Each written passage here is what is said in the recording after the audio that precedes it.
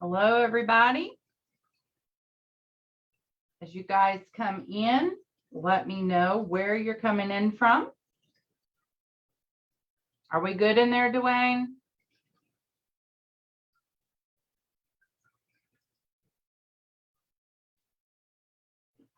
Yeah. Awesome. Sometimes Zoom and Facebook do not link up immediately, so there's a little bit of a delay. As you guys come in, let me know where you're coming in from, where you're watching from. Hey, Lisa, Wright City, Missouri is here. Whoop, whoop. Lisa's in the house from Missouri.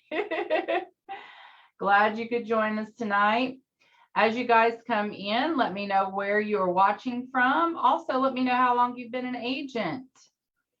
There is a little bit of a delay on the comments as well. And for those of you who have watched me before, you know I'm not the greatest at keeping up with the comments. Once I share my screen with you, I won't see your comments until after the live, but I'm really good at coming back and commenting after the fact. So feel free to go ahead and comment or ask questions. Dwayne or myself or a member of our team will always reply to those either during the live or after the live.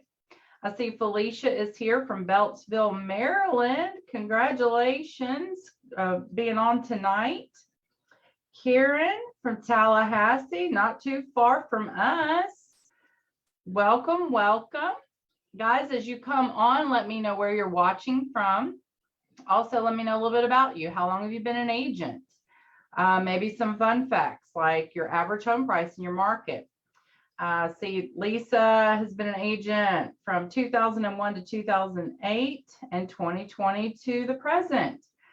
And it's probably feels like a completely different industry to you right now, I'm sure.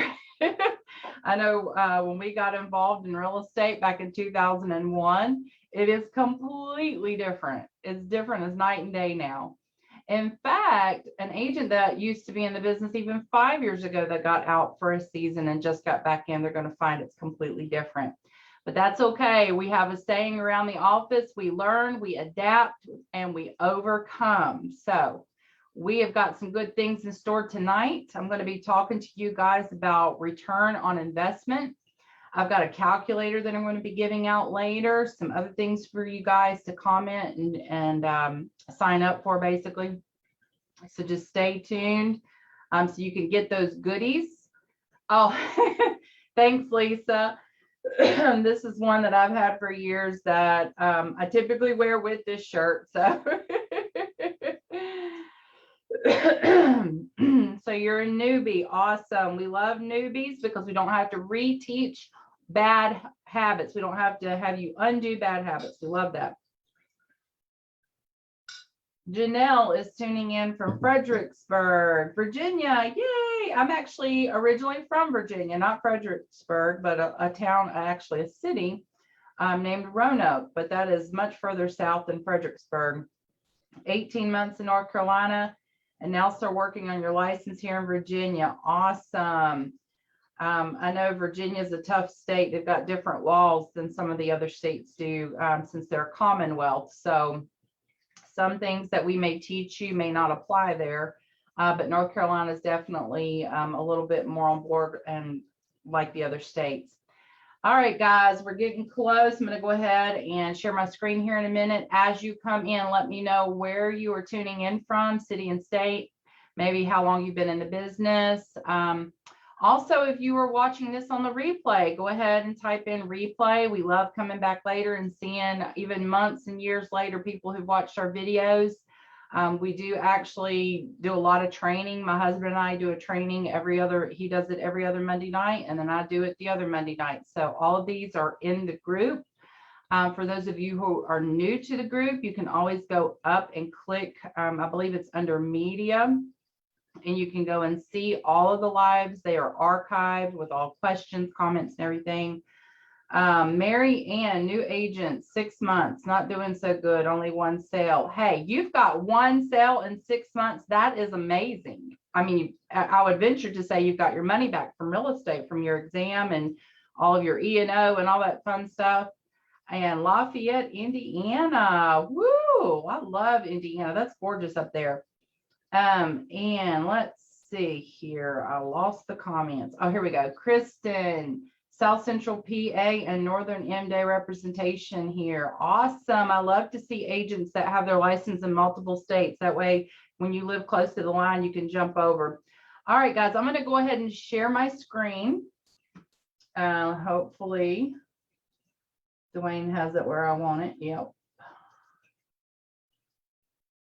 All right. Hopefully, you guys can see my PowerPoint.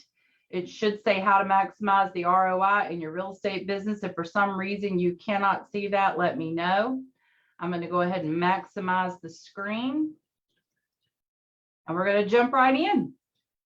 So I'm going to teach you guys tonight how to acquire the tools, tips, and techniques to help you hit your real estate goals.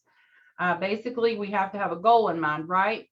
Most agents haphazardly work their real estate business. They don't have a plan. They react when the phone rings, but they really don't have a system in place that's measurable, duplicatable, and scalable. And I want you to think about those three words: measurable, duplicatable, and scalable. So we're going to talk a lot about that tonight. These three words are crucial for you to grow your real estate business. In order to grow your business, you need a clear path on how to get there, and that always starts with a goal. It's a proven fact that successful people write down their goals. I'm going to say that again. It is a proven fact that successful people write down their goals. You cannot know where you're going if you do not know your destination. Now, every January, I write out my goals for the year. Part of my goal setting process is deciding how much income I want to make.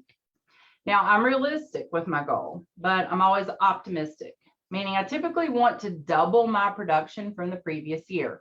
I like to aim for the stars, but if I land on the moon, then that's okay too. However, keep in mind when scaling your business, you have to have a game plan. You can't just say, I want to make $1 million next year with no clear-cut plan in place. Now, I talk to agents daily, and for the most part, when I ask them, what's your goals? What do you want to make this year? For the most part, agents are saying $100,000 a year. You know, for newer agents or agents that have been in the business a little while, and maybe you were a part-time agent and now you've become a full-time agent, maybe you've never made $100,000 a year in your real estate business, and maybe that's your goal. You want to break through to that six-figure income. For those of you who are already making over $100,000 a year, maybe you want to double that. Maybe you want to build a team and scale that. We can help. Now, I've actually created an ROI calculator. Some of you may have already seen me mention this.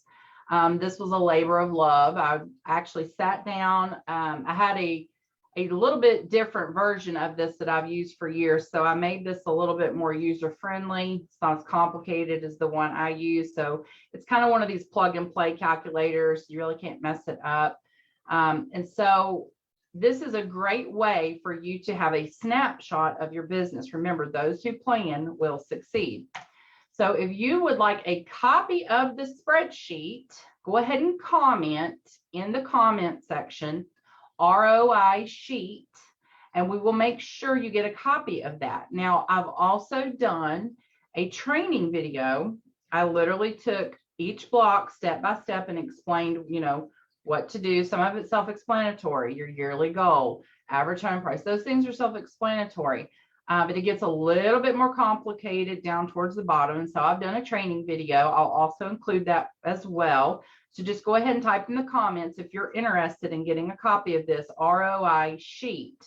I do have two other versions of this, two different colors, one that's not as bright for those of you who have issues with your eyes and things that are really bright. So I've got 3 different colors to choose from.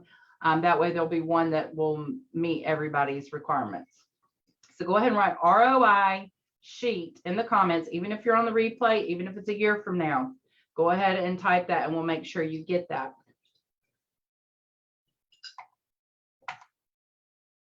Now, knowing how much you want to make is only part of the equation. You still need the right vehicle to get you there. So how about a vehicle that gets 10 to 15 people a week jumping on your calendar? You've probably heard me say that before. It is real. It is not a myth. Now, if you'd like more information on how to get 10 to 15 buyers or sellers jumping on your calendar every week, comment calendar. And it's really hot tonight. I'm going to get another sip of water while you guys type calendar, because I know you want to know. Now, this is just one vehicle. There's lots of vehicles that are available to get you business. There's lots of things that still work. You've got some old school methods that work great, like mailing out postcards, sending creative marketing pieces, buying leads online. I mean, people have been buying leads online since the early 2000s. So this is definitely a method that works. It's just probably not the most ideal. Now, networking with your sphere of influence and relying on referrals, that goes back to the very first real estate transaction that ever took place. I mean, that is always going to be a good source of business, but it is not duplicatable, measurable, and scalable. Again, we'll talk about that in a minute. Then you've got your modern day methods, learning how to market on YouTube, Instagram, and Facebook. Now, most of the agents we talk with just need more people to talk to. That's all. But they don't want to spend a fortune to get that either. So whether you want to send out postcards for more listings or dominate social media as the agent in your town, we want to help you. Now, whether you buy leads or get leads organically or rely solely on your sphere of influence, every agent needs a funnel. Now, some of you may have heard that word before, but some of you may not. And some of you may think it only applies to other industries. So what is a funnel? How does that apply to real estate? A funnel is the process in which your client flows from being a lead to a client. Now think of it like a cone. At the top of the cone, it's wider than at the bottom of the cone.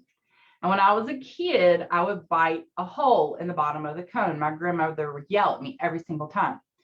But I did this to get the ice cream out through the hole. The main reason I wanted to do it that way is so that the ice cream would flow down through the ice cream cone and not melt along the sides. Your funnel should be designed to cause your clients to flow down so that none fall by the wayside.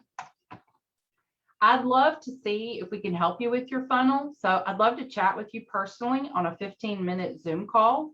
This is not a sales call. If that's something you'd be curious to know more about, comment curious. And for those of you who follow me, you know I love cats. So go ahead, laugh at my image. But type curious, because you're going to want to know how I can help you with your funnel. Now, with each step of your funnel, the client should be getting closer to doing business with you. If not, there's a flaw in your funnel or process. Now, a good funnel is going to attract the potential client to you like a magnet. A good funnel is going to drip information to the client through multiple methods. For example, email, text, voicemail, mail. There's other methods as well. A great funnel is going to get the client to call you or book themselves on your calendar. This is what we call attraction marketing, not push marketing. Now, there are three things there's three things that you need to successfully grow your business and hit your goals. I talked about this already. These things they need to be measurable, duplicatable, and scalable. Now, if your lead source is not measurable, then it is not a viable lead source and will not help you grow your real estate business. A measurable lead source has one defining character. So think of it like a car. You know that if you fill your car up with gas, it's going to cost you approximately $50, depending what kind of car you drive. And it's going to allow you to drive approximately 300 miles, some people more, some people less. But if your lead source isn't measurable, then you're not going to know how much it really costs you to acquire a client. You're not going to know that if you put in X amount of dollars, it's going to get you X result. So that's just something to think about. If it's not measurable, it's not going to get you the results that you're wanting. Now, sphere of influence, I mentioned this earlier, and referrals are not measurable. I used to argue with my husband for years because I would get about 50% of my business from referrals, and sphere of influence. And I kind of got spoiled to it. Like it was like, I could almost bet money, like I would bet money that 50% of my business this year is going to come from sphere of influence, referrals, and past clients. And my husband kept telling me, it's not measurable. It's not measurable. And I'm like, oh, whatever. Yes, it is. I've put in the time, I've put in the energy, and now I'm getting this result. And he was like, it's not measurable. And then I think it was either 2017 or 2018. I didn't hardly get any business from sphere of influence or referrals that year. In fact, it hurt my feelings a little bit. I was like, did I make everybody mad? No, it just so happened that year, my sphere of influence and the people that I would have got referral business from, they weren't buying a house that year. It just happened to be that way. And then I had to say what I really hate to say to my husband. I had to tell him he was right. And some of us, we have to learn from experience, right? But I've actually created a formula here. Now, for some of you, it's a little bit of an algebraic equation. So you're going to be like, just hang with me for a minute. This is all going to make sense. So we've got A, B, and C. A is the monthly cost to acquire a lead. B is the number of leads acquired. And C is the percentage to close. So I've got this little equation here. Don't worry about this. You don't have to memorize this. You don't have to even understand it at this point. It'll make sense here in a minute. But Z is your true cost to acquire the lead. And I'm going to show you what that looks like. So here we have a scenario. You're spending $500 a month on leads, and you're getting 100 leads. Out of the 100 leads, you close 2 of them. Then your ROI equation is going to look like this. You're going to put $500 as A. That's the monthly cost to acquire the lead. B is $100. That's how many leads you got. 100. That's how many leads you got. And then C is 2. That's the number of monthly closings. And so it looks like this. A divided by B equals X. So the amount you paid for the leads divided by the number of leads is the amount it costs you per lead, which is $5 in this scenario. So X is your cost per lead, $5. Now, you're going to come up with your closing percentage. Now, in this case, it's real simple. Most people can look at that and go, that's 2%. But if you want to follow this pattern for future, business, because it's not always going to be even numbers, it's B, which is your number of leads, divided by your closings. And so your percentage, that's your percentage to close. And this is very important for you to know if you want to scale your business. Once you find a good lead source and you know how many leads you're getting and you know what your closing percentages is, and then you can say, okay, well, I made $10,000 last month, but I really want to make $20,000 this month. So it's crucial for you to know these things so you can scale your business. So moving on, in this scenario, now some of you probably don't think about this portion of it, and that's why I broke it down this way. The monthly cost to acquire the lead was $500 in this scenario, right? And you had 2 closings. So to find out what your cost to acquire an actual closing, you would divide A by C. And now you get Z, which is your cost to acquire a lead. So in this scenario, if you were spending $500 a month and you were getting 100 leads and you closed 2 of them, it actually cost you $250 to acquire that closing. That customer that got to closing cost you $250. Now, industry average used to be $350. That if you average $350 per closing, that's pretty normal. It's actually more than that now, and it's going to be different per market. So honestly, I look at it as at rate of return. If I'm going to make $10,000 off the sale of the house, and I had to spend $1,000 to get that closing, I'm still making $9,000. Do I want to spend $1,000 to get a closing? No, nobody does. 250 sounds a little high, doesn't it? For those of you who've never actually sat down and done the math. But actually 250 would be really cheap, especially if it was a $10,000 commission or higher. So you can go back later and watch this again if it doesn't make sense to you. Honestly, a lot of this is going to come out in your ROI calculator that I created. So you can just plug things in and it's going to automatically do it for you because I've already got the formulas in there. But this just kind of breaks it down in a little bit more simplistic form. At least it was, I made it as simple as I could. Sorry for those who don't like math, I apologize. But if you really want to know what your rate of return is, you got to do a little bit of math. Now, it's simple math, but if your current lead source does not meet this criteria, it's not measurable. So a measurable lead source is what? Duplicatable and scalable, but you cannot grow your business without these three main ingredients. You can get closings from one or two of them, right? But to grow your business, to scale your business, to, put in, I put in X amount, I'm going to get this. You have to have these three ingredients. Now, we can help you identify the missing ingredients in your business. And I'd love to chat with you personally on a 15-minute Zoom call. And again, it is not a sales call. So if that's something you'd be curious to know more about, comment curious in the comments and a member of my team will reach out to you to set that up. Or sometimes Dwayne will share my calendar link. So he's probably going to do that tonight. So go back and check that after the live, or he may be doing that from my account as we speak. I can't see now because I'm sharing the screen. But yeah, sometimes he'll put that link in there too. I do book up pretty quickly and I've only got a few spots left for this week. So if you get that link, go ahead and choose the time.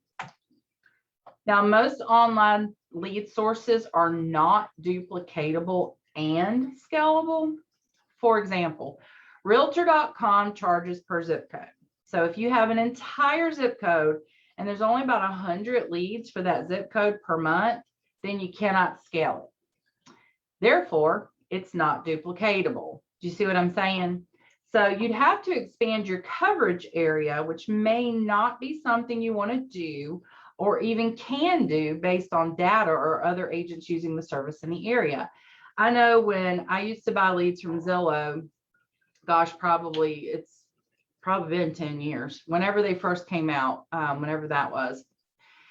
It was like $600 per zip code or something like that. And of course, I was in Middle Tennessee. And if I wanted other zip codes, they would look at on the average how many leads are coming from that zip code. And that's what determined the price. So it kind of got to the point where it was like, okay, how many leads do I want? And how many zip codes are there in the MLS area that I cover that I'm willing to drive to? Because there were some, obviously my MLS covered a very wide area, but I wasn't willing to drive to the outskirts of that area, if you know what I mean. So it kind of got to the point where it was like, okay, well, there's only like 4 or 5 zip codes that I really want to work in. And so if I wanted, say, 300 leads a month, they couldn't give it to me. They didn't have the data. They didn't have the numbers there. Or I'd asked for a popular zip code that I knew was going to have a lot of numbers that I knew I wanted to work. And, oh, well, sorry, we've already got another agent covering that area. Well, darn. So then they put you on a wait list, and that's how they used to do it. So you can't scale that. You can't scale. It's not scalable and it's not duplicatable. Now, to truly scale your business, you need a lead source that obtains unlimited potential clients from multiple sources. So there's several things that can limit a lead source from being scalable. Number one is lack of users, not enough clients visiting their site. There was a lead source that I actually enjoyed working many years ago called ZBuyer. And it was basically people who were in distress sales, people who needed to sell now. A lot of times the houses were in bad shape though, and the people had bad credit, so they couldn't buy another house. So there was some issues that were attached to those leads. But I like helping people. And so, and I like a challenge as well. So it kind of made me, I felt like I was really they appreciated me more. So that's why I like working those. But I could only get like 1 or 2 a month, because they didn't have a ton of people coming to their site. And so that wasn't scalable. Number 2, lack of longevity, a new company that fizzles out. So there's lots of companies that have come through over the years, and my brain is like, I can't even bring them up in my mind anymore. It's been so long since they've been gone. But you get a good lead source and you're excited, and it's a new company, and you're getting leads, and oh my gosh, I can't believe I'm getting these leads. Are so great. They're only $10 a piece or $20 a piece, and I'm getting good results. And then all of a sudden it's gone. It dries up, and you're like, what the heck? And so now you're starting over again. So lack of longevity. Some of them come out strong and then they're gone. And then you got number 3, price increase. You got a company that's got the users, they've got the longevity, they're doing great. Realtor.com and Zillow. And what do? They raise their price, or they start selling it to other agents so they can make more money. Because what do they care if you close it or not? They're selling leads, right? Then you've got number 4, forced contracts. Most of those companies are going to force you into a contract, 6 months or longer. And the reality is there's just sometimes, some seasons in the year that don't do as well as others. So if you come in August and they're going to force you to do a 6-month contract, well, now you just paid for leads in December and January when a lot of people aren't even looking, especially if you live up north and it's cold outside. People don't want to look at houses when it's cold, and especially if it's raining.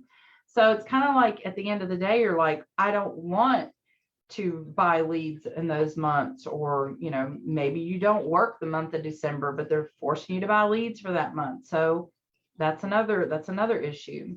And then number 5, my favorite, I say it facetiously, algorithm changes.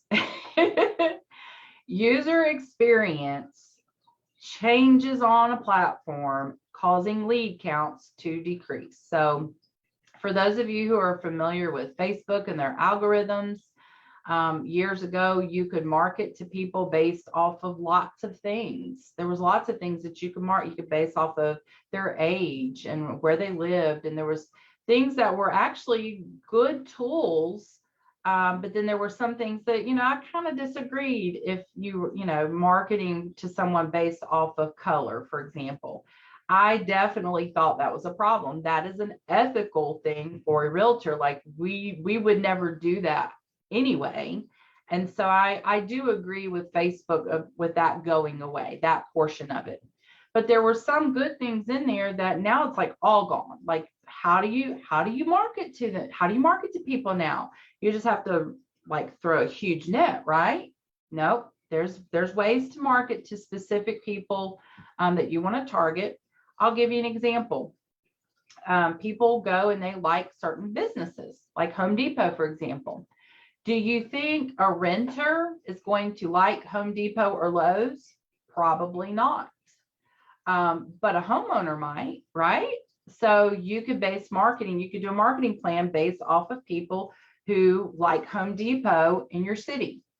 And that might actually get you some listings, right? So there's these little things that you can overcome these challenges with.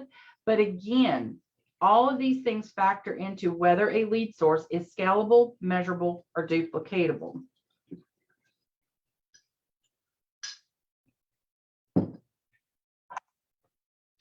Are there any good sources for leads that won't fizzle out and charge a fortune? There's a lot of good lead sources. I've talked about a few, and some charge more than others, but some get better quality leads than others. Do you have the time, money, and energy to go through them all? Probably not.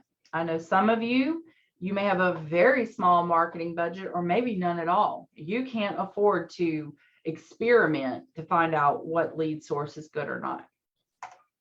So here's a few good things for you to look at when you're trying to determine if the lead source is good or not to ensure you get the best rate of return on your investment. Number 1, and again, you guys can watch this back in the group, so don't feel like you've got to write this down or anything. You can always watch the replay back hit the pause button, write down whatever you want, make some notes. Again, if you were on the replay, if you're watching this, I don't care if it's a year from now, please go ahead and let us know you're on the replay and type replay in the comments. So number one, look for ways to generate business using platforms that are hot right now. So we know YouTube, Instagram, Facebook, these are hot platforms. 5 years from now, it's going to be something else. Maybe in addition to, maybe it replaces. We don't know. But use what's hot now. That's where the people are, right? Number two, look for sources that have a strong user base. You don't want to go on something that's washed up. I don't know if any of you guys remember what was before Facebook. Yes, there was a platform before Facebook. Does anybody remember? Type it in the comments. You'll be showing your age, right? Well, I'll go ahead and tell you for those who are younger and don't remember, it was called MySpace. Yeah, you probably won't get a ton of business on there. You can try, but you want to use the platforms that are hot now and have a strong user base. Number one, you want to look for sources that are free or inexpensive. And number four, you want to look for sources that do not charge ongoing fees or make you locked into a monthly contract. And number five, you want to look for a source that has workarounds when changes come to the marketplace. You know, if you put all your eggs in one basket and then suddenly there's an algorithm change, what are you going to do? I mean, that's going to affect your business, especially if it's in the middle of spring and you're in the middle of a hot market and all of a sudden your lead source changes the way it does business and now you can't get business. I mean, you're going to be scrambling, trying to figure out, you know, what's the next big thing. And it could take you a month or several months to figure that out. So you kind of want to avoid that from the get-go. Now, finding the right source is easier than you think. I've already mentioned this, that the hottest platforms are Facebook, Instagram, and YouTube. All three of them have a strong user base. However, their user base is different. You've got some people that are strictly on Facebook. You've got some people strictly on Instagram. You've got some people that go on all of the platforms back and forth. It's a different user experience, so it's going to attract a different user. Now, there's several methods to get leads for free on all of these platforms. So they do meet the first three requirements. However, they do not teach you how to use their platform to get business. In fact, they try to make your life difficult, right? When you try to use their platform to get business. So while they might meet the first three requirements, they're simply just a vehicle. So where do you start? What do you do? How do you even begin? So there's a saying, pay to play. Now you can pay in time, researching and doing it yourself. Dwayne and I have been doing this for years. We've paid for the knowledge in time and research. And it's slow and it is painful. Or you can pay an expert to do it for you. You can hire a marketing company to do all of your marketing for you, and you don't even have to think about it. You just write them a check and they do your marketing and you get leads. A lot of top producing agents do that. They don't want to learn how to get the business. They don't want to try to stay ahead of the curve or try to figure out things when things change. It can be frustrating. And so they leave that to the marketing people.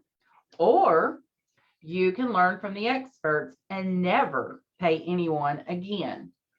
And when I say experts, I'm talking about coaches. There's a lot of coaches out there. There's coaches for everything. You've got real estate coaches, you've got Instagram coaches, you've got lead generation coaches, you've got Facebook ad coaches, YouTube coaches, you name it, there is a coach or system for it. And you could literally go bankrupt trying to buy all of these systems and join all these coaching programs. Trust me, I have seen our bank account go down over the years because of my husband. He's always like, oh, this guy's look, oh, I got to get that, because he wanted to know every single thing there was out there. And trust me, he does. Now, what if I told you there was a course that covered all three of these platforms and more? And what if I told you there was no monthly fee and no ongoing fee? That'd be pretty cool, right? What if all the ad copy and images were given to you on a silver platter and you were told when, where, and how often to post, comment, and share. Wouldn't that make life simpler? We actually offer a full course that gives you all of this and more. So kind of think of it like a college course. You take the course one time so you can learn how to do it, and then you never pay a lead company or marketing guy again, ever. So if you would like to speak with me personally on a 15-minute Zoom call, I'd love to see if we can even help.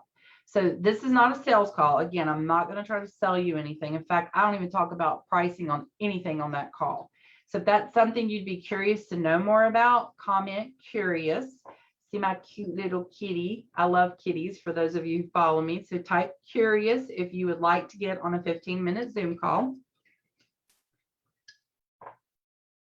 And then Dwayne most likely will comment right below that with a link to my calendar. Now, before we leave, I'd like to leave you with one more tip on how you can maximize your ROI. Hire a contract to close company. Now, some of you have already done this. Some of you may be completely opposed to this. I get it. This is like polarizing opposite sides of the fence. But I'm going to share my personal experience with you.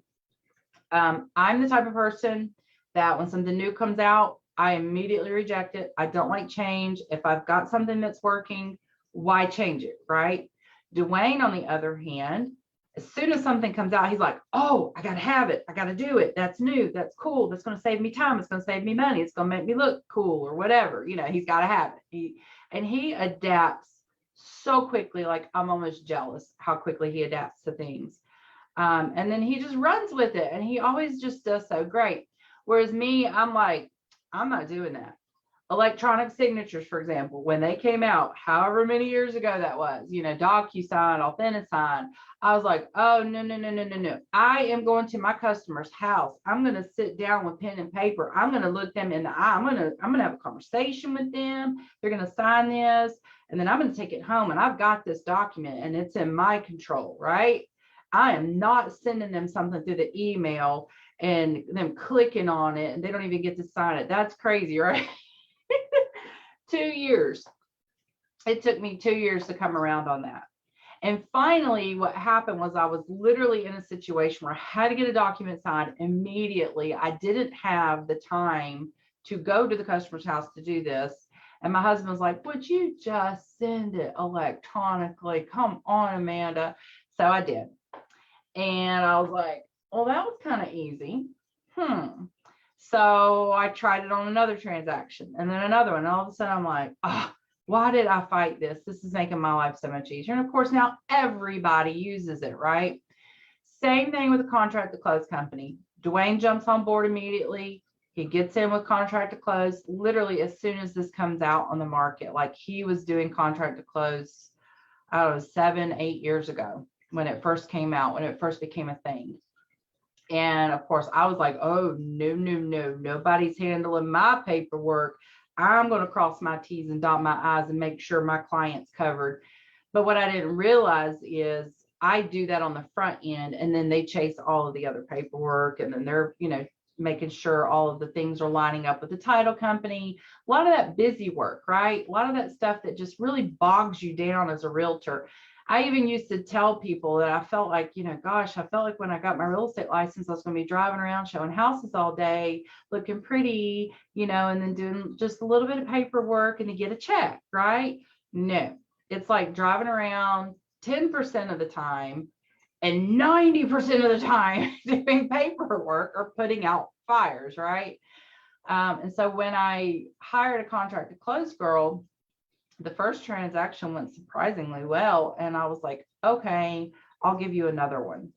And then all of a sudden I was like, you can have them all. And I dumped like 6 of them on her at one time. And then all of a sudden I was like, free time. What do I do with my free time? And so I was able to do what? Scale my business, because now I had more time. I had more time to prospect. So contract to close coordinator can save you many hours per week chasing down paperwork and preparing documents. While this investment does not directly pay in cash, it pays in time. So time is money, right? And if you're closing 2 or more transactions per month, it may be time to release these responsibilities to someone else. Now, if you're brand new and you're not doing at least 12 transactions a year, it's not probably going to behoove you to do this. I'm talking about somebody who's trying to scale their business. So once you get to that point, then just remember, this is an option for you. This is going to free up more time for you to prospect and show property, which is going to result in an amazing return on your investment. And a lot of agents don't realize this, but you can actually charge the customer this third-party fee on the CD if you so choose.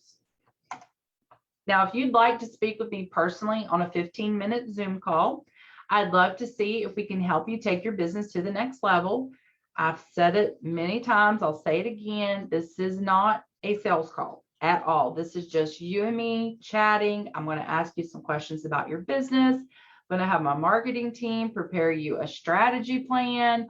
All of it's free. I'm not going to sell you anything. You may pick up something on the call. If not, if you decide that we're not a good fit or if we can't help you, we're going to let you know and we'll part as friends. So if that's something you'd be curious to know more about, comment curious, and we'll make sure that you get a link to my calendar, or a member of my team will reach out to find out a good day and time for you. So guys, thank you for watching. I know it was short and sweet tonight, but I felt like, the ROI calculator, that's going to explain itself. Again, if you want a copy of that, or if you showed up late, type in ROI calculator. You're going to get 3 color choices to choose from and a step-by-step video how to use it. Absolutely free, just for watching tonight. Thanks guys for being on. I love it. Every time you guys show up, it does my heart good. You're learning, you're trying to, you're out there like a sponge, just soaking it all up, just trying to learn how to take your business to the next level. So guys, if you've enjoyed this video, please let me know. If anything in the past that you've ever seen or heard from me and Dwayne, let us know if you applied that and got a result. We love to hear success stories. So guys, again, it was a pleasure. I look forward to speaking to you next time. Bye.